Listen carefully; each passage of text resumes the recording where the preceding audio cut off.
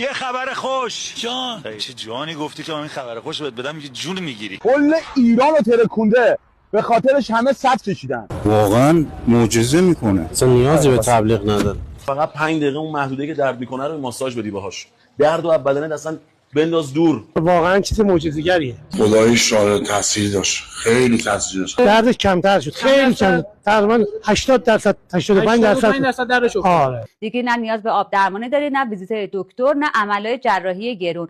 مثلا راضی بودی 100%؟ راضی. حالا اوکی آره واقعا معجزه میکنین دارو. عمل پیشنهاد میدی بقیه؟ 100% پیشنهاد میدم، ولی اگه تقلبیش استفاده نکنه. حتما از جایی که میخرین باید اصلی و معتبر باشه. من پیجی که میذارم این روغن رو اصلیشه دارن. اگر اصلی نباشه تاثیر نداره، اگر که اون غلظت خودشو نداشته باشه تاثیر نداره. روغنی که هم درمانیه هم ضد درده.